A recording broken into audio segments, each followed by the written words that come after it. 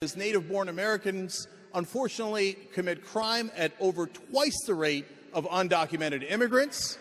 So if we're going to kick anyone out, it would be us. Well, not me, because I wasn't born here. But of course we're not going to do that either, because we all work together and we can win together. Now, in terms of wages, Tucker is absolutely right that wages have been stagnant.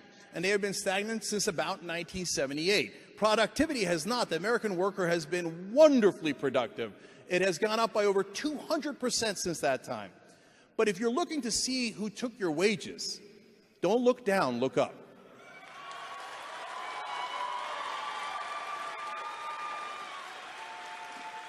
The guy, just last thought here, the guy who walked in and crossed the border without a penny to his name did not somehow rig the rules. No, the person who rigged the rules are the ones that are paying the politicians. Campaign contributions are unadulterated bribery. They're absolutely, positively bribery, and they are done to maintain power for the economic elite. And that is what's keeping your wages stagnant. Well, let me just say, I kind of agree with some of that, unexpectedly, but I think you're right. I mean, I don't blame really immigrants for anything. As people, the policies are not formulated by them. The question is who benefits from our current system, which is clearly totally dysfunctional. If you have 20 million or 22 million, north of 20 million people without papers in your country, it's clearly not working. So the question is who's benefiting from that? And there's an entire political party that hopes to sort of have a new voter base on the basis of those people. And you have, that's true, as you know. And I don't think anyone's hiding it, by the way. And if you're for that party, I mean, I guess you're for that. And then there are also, and I think you alluded to this, a lot of employers who are benefiting from that.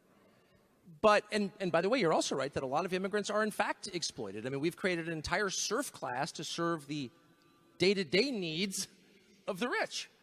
Like, that's just true. And by the way, if you want to see the most intense opponents of changing or fixing our immigration system, talk to like some rich people in my neighborhood.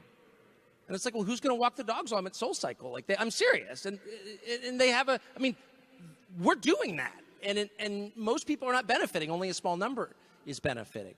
So, look, I would agree with a lot of what you said, or certainly the tenor of what you said. It's not their fault. But it does get to a core question, which is, do you, as a U.S. citizen, have the right to have any voice at all in who comes in? Because demographics is like one of the key questions. Who lives here? Again, not a racial question. It's a substantive factual question. And I don't think you'll find many people in this country who are opposed to immigration. We have more immigrants, aggregate, total immigrants, than any country's ever had in peacetime, ever, okay? And you don't have riots in the streets. You don't have lunatics. Lots of other countries do. South Africa right now, killing Zimbabweans because they're mad about unchecked immigration. I get it. We don't have that. We like immigrants. The question is, are we allowed to make the decision? It's our country, and in that our, I would include lots of naturalized immigrants, including you. We all have a right to decide. So to say it's anti-immigrant, look, I'm for dinner parties. I have lots of dinner parties. I love inviting 12 people over to my house and having dinner. If you decided who they were or said you're not allowed to decide who the 12 people are, that wouldn't be a dinner party, would it? It would be an invasion or something. It would be something I'm very much against. So the question is, where is the economic debate? I mean, and what I appreciated about your response was and I disagree with your numbers, but at least you marshaled them. Like, what is the economic effect of this? I grew up in this state. When I grew up here, it was the richest out of 50. It had the best schools out of 50. It had the most vibrant middle class out of 50. It now has, it's 48th for schools. It has more poor people than any state. Its infrastructure is crumbling, and the middle class is living in Boise. So how did that happen? There are lots of reasons it happened, but the truth is, economics is not magic. Importing millions of poor people, every one of them a good person, I'm willing to assume, doesn't make you richer. So the rest of us have a right to have that conversation. That's all I'm saying. Don't shut it down with racist, please. But Tucker, let me follow up on that. So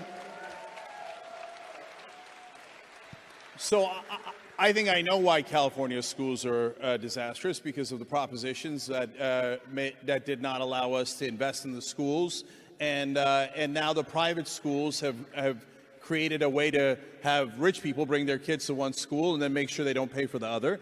But I wanted to follow up on what you said, because, look, on the Statue of Liberty, it says, give me your tired, your poor, your masses, etc. And so when the Irish were first coming in, they were dirt poor. They were escaping a famine. The Italians, dirt poor. The Jews, dirt poor. Under your logic, would we not have kept them out?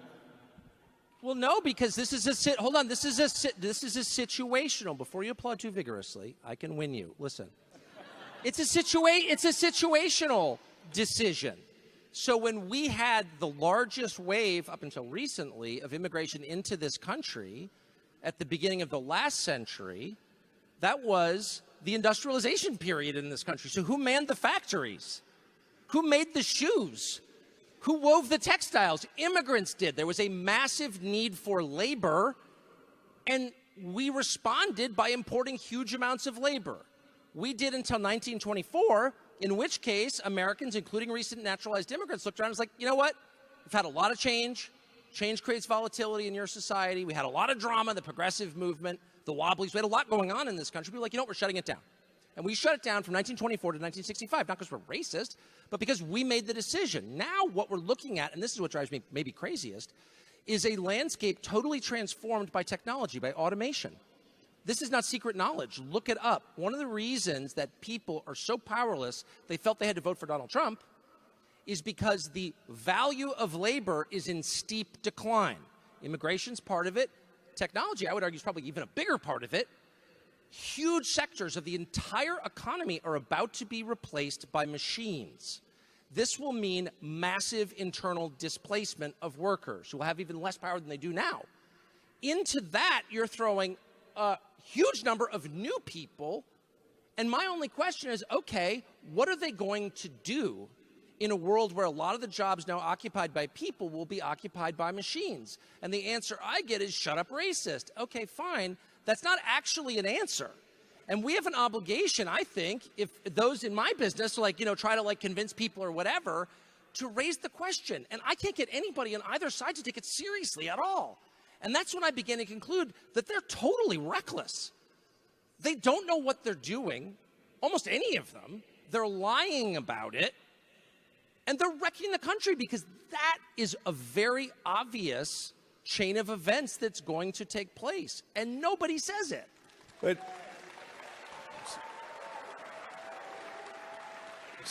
so one more follow-up there, at least, Tucker. So look, in terms of do we need the immigrants now, and what cycle are we in history in America? Well, a couple of southern states did some raids, took away some undocumented immigrants. And then they panicked because nobody came and took the jobs, whether it was farming or warehouses and factories, et cetera. And so then they had to change the law and say, okay, never mind, they can come back in. So that happened a couple of years ago, and we've seen that. So obviously, and there's actually a great number of examples of that in the country, obviously there is some need for those workers. So when I see those Latin American workers that have come in, I see the same faces as the Irish and the Italians and the Jews and all the others that came in very poor, but that made this country much, much richer in the end. And so Tucker, when you say the word demographics, I think that is what makes people go, what does that mean? And so I genuinely want to ask you about that. So you did a story about Hazleton, Pennsylvania, and you were worried that the demographics of that town was changing. Why? Why are you worried about it? Because change is really hard. I mean, and I'll address the first part, I think, more interesting part of what you just said in just a second. But to the demographic question, let me just say out front, I don't ever speak in dog whistles, because I can say whatever I want, and I always do. So I appreciate the question, because I'm often attacked on the basis of, maybe something, and it's probably my fault for not explaining whatever it was fully. But let me just say, nothing is in code, okay? It's all right out there. And my core concern is change and the pace of change, because I don't think that people are hardwired for it. And so you have a group, Homo sapiens, that have lived a certain way for only 10,000 years, not a big deal. Hand-to-mouth agrarian society, boom, the machine age happens with the invention of the steam engine, something totally different, causes massive displacement, revolutions around the world. Half the world is enslaved by communism for 70 years in reaction to it. And you kind of catch your breath, and then you have this thing called the digital revolution, which totally changes everything again. And so one of my main, maybe my overriding concern after the wage question is how much change can people handle, actually, before they go crazy? And there's a lot of study on this. Robert Putnam at Harvard, who's hardly a right-winger, the bowling alone guy, has done a lot of really interesting study on this. Again, he's a liberal, but an honest one. And he's like, people, when they feel threatened, when things have changed too much, they get really angry and tribal, and they don't trust other people, and civic institutions collapse. And we're seeing this across the country. So there's a huge cost to changing everything up for the benefit of the few. And let me tie that to the first part of your question, which was, you said, in the South, there were raids on chicken plants, Tyson chicken plants, and the INS or ICE or whatever we're calling it now comes in and says, these people are here illegally without documentation. We're enforcing the law for once. And they couldn't find labor. Well, who is they? Well, they is the chicken plants. They is the employer, okay? And they couldn't find labor because they didn't want to pay market rates to Americans. So basically what they're saying is, even though we're in the United States, we're a company in the United States. And by the way, you can say this of Amazon and Walmart for sure, and McDonald's and lots of other big corporations that the right has defended for many years, unfortunately, and now the left defends, bizarrely. They benefit from all the institutions that make business possible, the rule of law, patents, like all the things that we have that other people don't have, okay? And yet they feel like paying the wages of Tegucigalpa. Because why wouldn't they? They're an employer. What bothers me is that no one ever calls them out on it. So like you often hear people say, well, who's going to pick the lettuce or whatever? And I'm not slagging lettuce pickers. I respect anybody who works with his hands in the sun, of course. But it's not about the picker. It's about his employer. So lettuce might cost, $4 a head. Okay. Well, an iPhone costs $1,000 because actually things have cost because they have value, because labor has value, duh. So I guess my question is, when did liberals all become libertarian economists who are lecturing me about the market and how one thing we can't do is get in the way of employers finding the cheapest possible labor? What? When did you start defending this? And the answer, of course, is that big companies figured out the game. And they're like, for a very small price, we can buy the allegiance of the Democratic Party. All we have to do is fund their nonprofits, which they do, but more importantly, make a series of totally hollow symbolic gestures, like here's some new bathrooms. I'm for Black Lives Matter. Leave me alone. And they have totally convinced your average college student that they're the cutting edge of the progressive movement. And so you see this really weird thing that always blows my mind. You go into an Apple store, and shamefully, I own Apple products, and you'll walk in and there'll be like some highly educated, kid with 2 degrees from impressive schools with a nose ring, standing in this kind of sad, spare retail space wearing a matching uniform thinking he's part of the revolution. And I'm like, dude, you're working for the richest man in the world. Like, you're just a cog in a machine. You're a tool, actually. And he's like, no, I'm not. I'm picking up, yeah, whatever. But I always think, the level of delusion that they've pulled off convincing the left, don't criticize suicides at Foxconn factories because, hey, we got you on the dumb social issues that don't mean anything. And they fall for it. It's hilarious. Yeah. All right. So Tucker might be referring to some corporate Democrats, et cetera, but anybody that watches the Young Turks knows we criticize big business plenty. Good for you. Yeah. Good for you. And so I mean, to use the same Apple example, Apple makes a nice phone. I have one, but that doesn't mean they should pay 0% in taxes. And they exactly. Let me just amen. Yes. And so they evade taxes all the time. And if you want to get together and enforce the law against big businesses, I'm right there with you. Okay? So that would be wonderful. That would be a nice change from what we have in the Republican and Democratic Party today. But one more thing on immigration, Tucker. So you say demographic change is scary and can be disconcerting. And I think that a lot of people don't see that. I don't see it. A lot of people in our audience don't see it. And so they wonder why folks are so scared. And so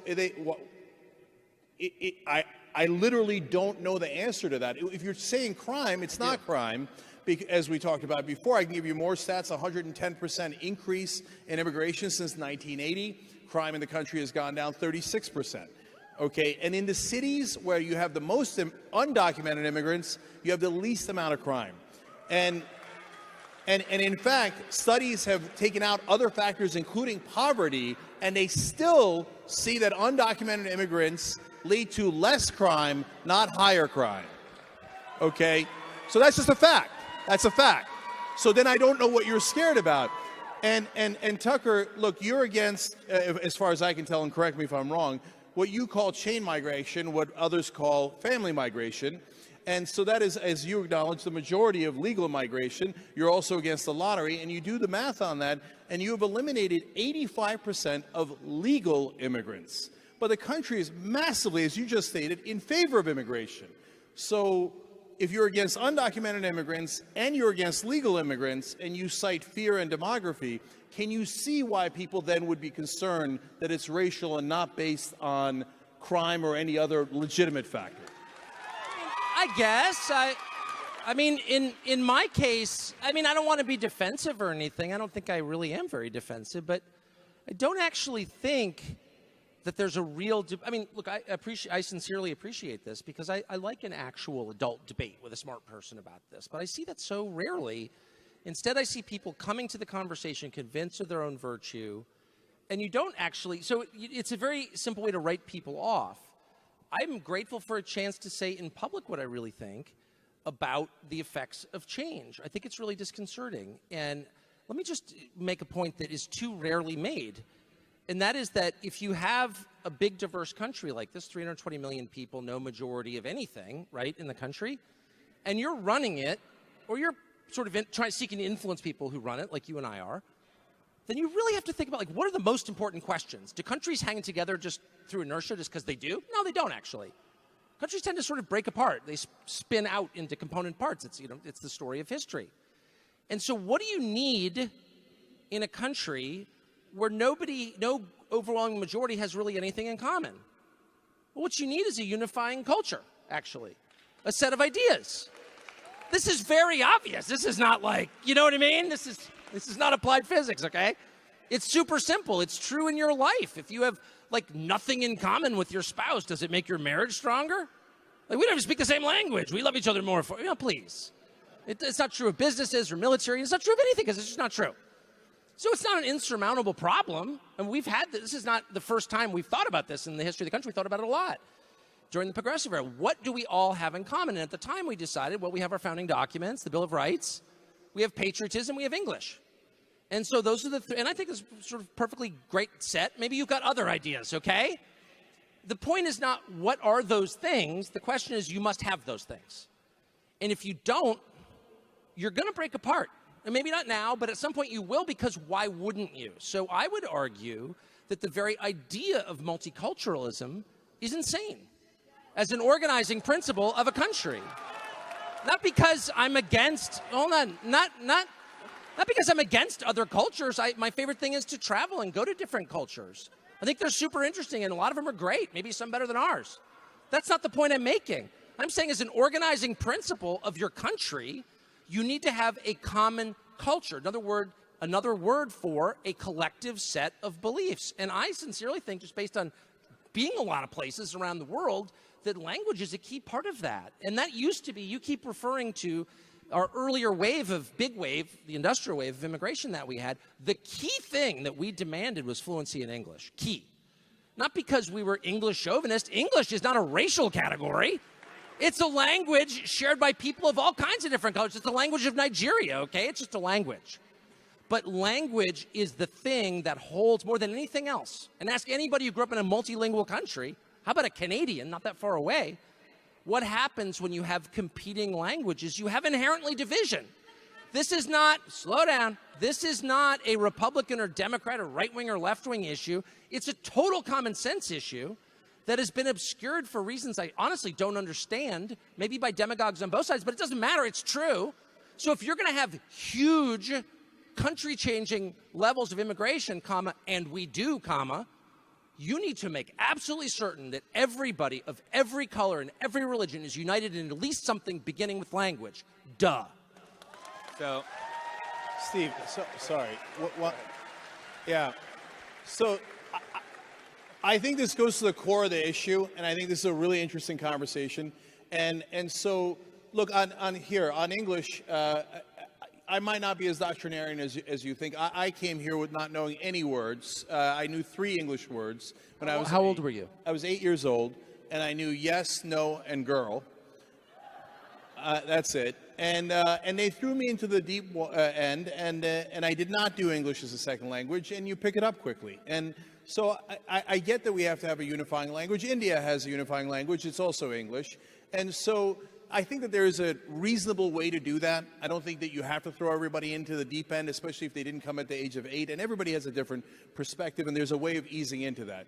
But when we talk about culture, well, America's culture is not unicultural. It is, by definition, multicultural. That is our culture. So, I mean, look at all the things that we consider really American. Pizza, Italian, right? Jazz, African American. And I can go on and on, especially in the food category. So, and you famously, Tucker, the other day said that tacos are American and not Mexican. Yes, they are. That's the point. Yes. We've brought them in. They're part of American culture now. That's the point. But Tucker, that's my point.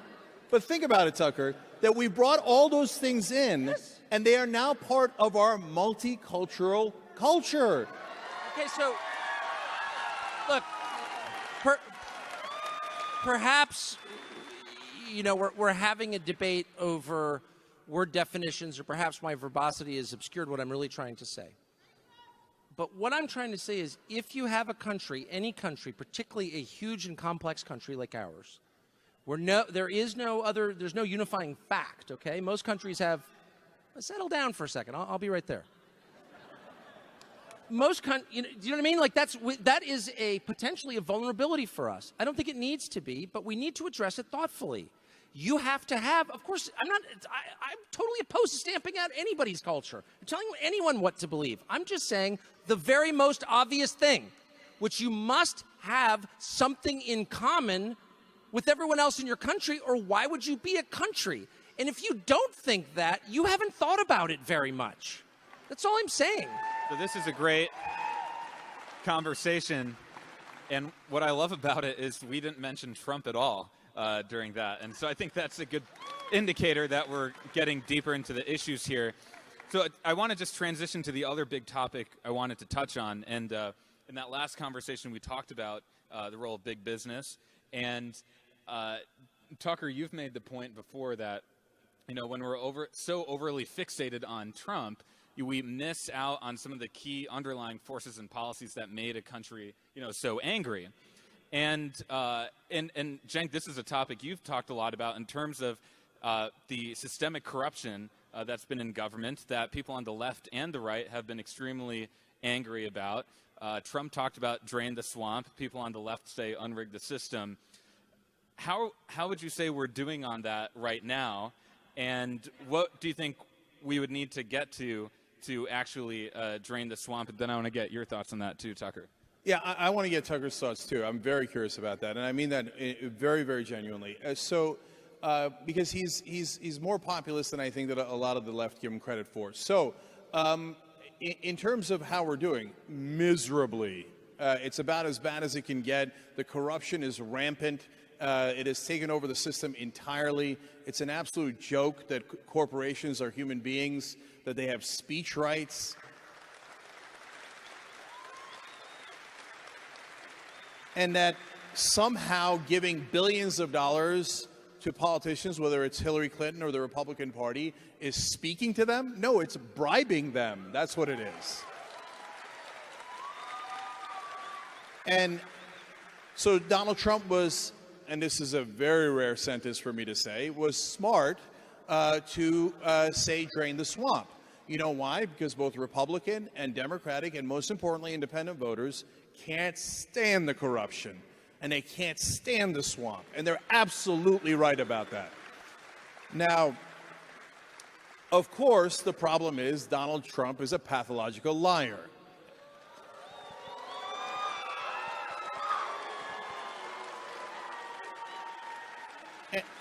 And I don't know if Tucker can say that or can or will not, but he knows it. Everybody knows it.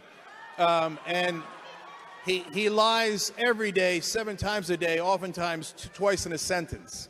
So when he said he was going to drain the swamp, what did he do? He came in. Here, a great example. He said, all right, I'm going to negotiate Medicare drug prices under Medicare. This is an outrage. Well, that's a very popular position. Every sensible person agrees to that. And what did he do? He immediately came and said, just kidding. It turns out they're bribing me. No, I'm not going to negotiate prices. I'm going to do just the same thing as all other presidents have done. And now, mind you, Obama did the same thing.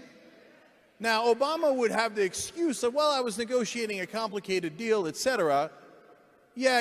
You ran an ad saying that what Bush had done was an outrage in not allowing us to negotiate drug prices. And then you struck the same exact deal, and so did Trump.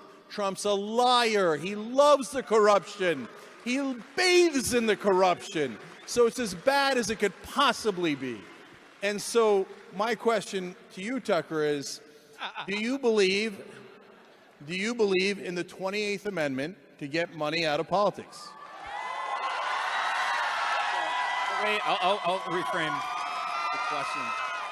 So I do want to get your thoughts on money in politics, but maybe the way I'll frame it is, you just wrote a book called Ship of Fools, and you talk about this self-indulgent culture of elites and the ruling class. So I want you to say more about specifically, who are those folks, what are they doing, and then what types of reforms, maybe money in politics and or other things, do we need to start looking at? Well, let me just say to the Trump question, I would just say a couple things very fast.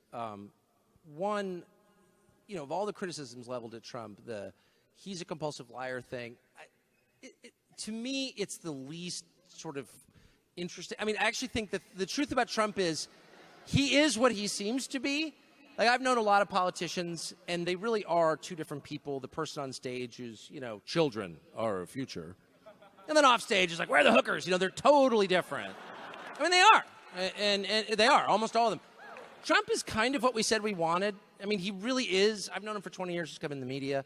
He's pretty much exactly the same in person. I don't think, maybe you say, well, he's one-dimensional, and okay, whatever. Yeah, okay. But sort of if you watch one of his speeches, that's literally what he's like. There's no other agenda. So you either like that or you don't, or you have mixed feelings about it or whatever. I personally think it's maybe the least interesting part of the moment we're going through. And your question was, it's like we're missing a lot. I used to drink too much, like way too much. And every Sunday morning I'd wake up for a certain period of my life and I would have no memory of what happened the night before. And so I'd have to go sort of through forensically with my wife. Like, so we were at the restaurant, what happened then? And then, like, how do we get home? And that's how all of America is going to feel when this is over. Do you know what I mean? It's like the whole society is being transformed in this sort of easy thing to do, and all the dumb cable chin tuggers do it. It's like, Trump, can you believe it? It's like, part of me is like, really, how outraged can you sustain this outrage like indefinitely before you die of a stroke? Maybe, we'll see. But you're also kind of not covering the things that are really happening, which is American society is inverting, and the middle class is dying, and like nobody cares. Trump is a cover for everything on both sides. It's very, and trust me, I'm not an intellectual, but even I am like, this is too dumb, even for me. As for the money in politics thing, yeah, look, it's very frustrating to confront the truth, which is people who have more money and power have more influence in a system in which influence is supposed to be spread equally among everyone. So it's inherently anti-democratic. I just have been in D.C. for so long, and I've seen all these different schemes to get money out of politics. I'm sort of temperamentally for all of them, I guess. But you bump up right away against this thing called speech. So can you really tell someone he's not allowed or she's not allowed to express political views during a certain period? It's like, actually, you can't. So it's a little more complicated, but I would say it's even more complicated because the real threat to the democracy, the campaign finance system is stupid.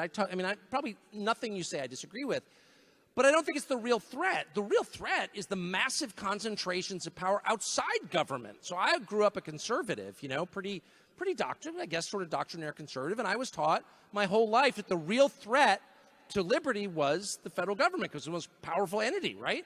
That's not at all the case. The beauty of the federal government is that it's so inefficient that it takes a long time to hurt you because they can't get their act together. Do you know what I mean? The people who run the post office are not, in the end, an existential threat to you because they're too lame, okay? Google is not lame. Google's technology Google right now, for just give you one of 1,000 examples, has 20,000 engineers working just on its search feature. Okay, these are people with advanced degrees, make between $200,000 and $500,000 a year just on Google search. There are 20,000 of them. There has never been a technological entity or an entity of any kind as powerful as Google. Now, I'm not saying Google is evil, though I think increasingly I do think that they are. But even if they weren't, that is too much power in the hands of too few with no transparency whatsoever. At the heart of Google is the algorithm, and nobody knows what it is. You don't need to be Ray Bradbury to think through what might happen if they decided to subvert democracy or to re-rank search results. What effect would that have on voting patterns? You reach the conclusion very quickly, if you think about it, they'd be in control of your country. That is a huge threat to all of us. And it's not just Google, of course. It's many other tech platforms that basically control speech in effect. And so in the face of this, you have Republicans. Republicans are so easy to control. All you say is markets, and they're like, oh, I'm so sorry. Did I criticize the free market? You know what, Monsignor? Forgive me. And then Democrats are very easy to control, too. You're just like, look, we'll help you keep power. And they're like, oh, cool, all right. So what about everybody else? We stand on the brink of having a democracy that doesn't mean anything because, in the end, our collective power as expressed in government has been totally outclassed by private power in the technology sector, and no one is saying anything.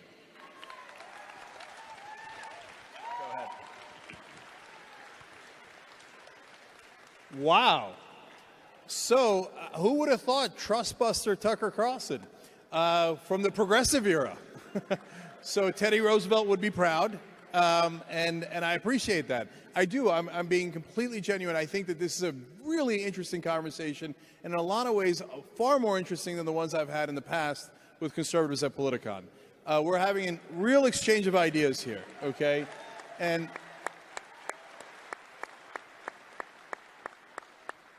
so if you say there's too much power in corporate America, you are 100% right. And in terms of, and that is why I was opposed to the TPP, and that's one of the few things that Trump has done that is good, maybe for the wrong reasons, but it's okay, I'll take it. We allowed corporations to write that pact. That's insane. And for a long time, we didn't even let our representatives see it. They're like, no, the corporations are writing it. Piss off. Are you crazy? Are you insane? That's not how democracy is supposed to work. So I like that, but I'm curious. I want to delve into the issue of money out of politics a little bit more. So you seem concerned about corporate power. You said limiting people's right to speak would be problematic. I don't think so. I'll explain why, because I don't think it's really an unfair burden on the right to speak. But how about corporations? Do you think corporations should have the right to spend unlimited money in politics? Yeah, I don't know. I mean, I'm not that. Yeah, no, I guess. Yes, no, I don't know. I mean, to be totally honest with you. Oh, boo, boo, boo. You're winning me over. Keep booing. You know, I know that this spins up the left more than anything, and they're like, corporations aren't people or whatever. Yeah, okay, I guess I agree. But I would just work backward and say, I don't think the problem, it's the straightforward stuff that never scares me.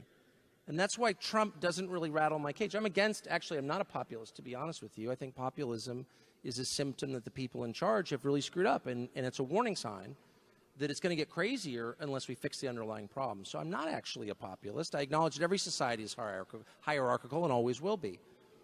So I'm not that afraid of Trump because I think he's so straightforward, and I'm not that afraid actually of like conventional political advertising, because I'm not afraid of people talking about what they think or disseminating a message or whatever.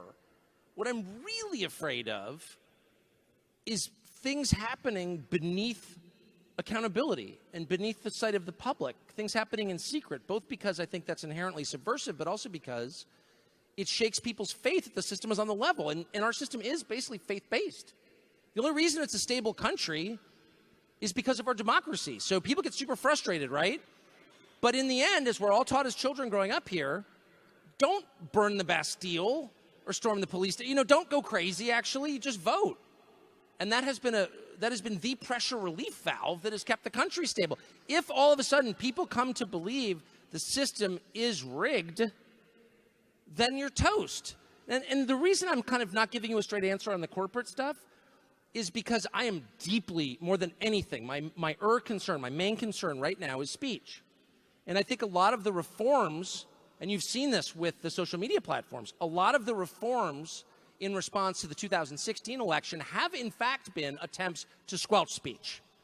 And so I'm worried about campaign finance reform. I mean, I'm not worried about it, I'm for it, I guess, but I'm hyper vigilant about the people writing the laws, writing them in such a way that any American won't have the right to express his or her political views. That we have to walk backward from that, okay? So like whenever you're trying to figure out like what's the wise course, you need to keep in your mind's eye, in the crosshairs, what is the goal? Like what is the one thing that we can never sacrifice? Okay, we're not throwing out of the lifeboat.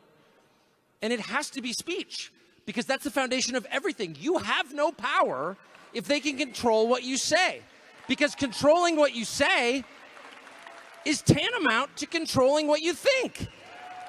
And so we need to be totally paranoid about that. In fact, more paranoid than ever, because it turned out the people we relied upon to fight that fight for us, folks like the ACLU, have completely gone over to the other side.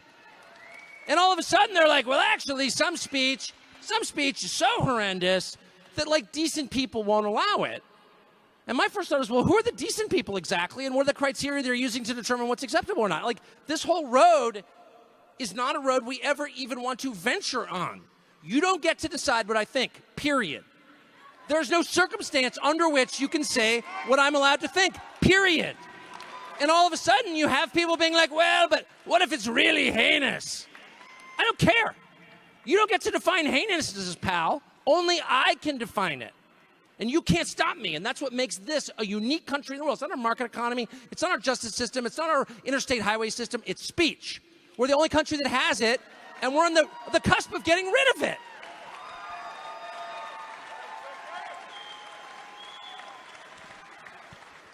So I actually feel just as fervently about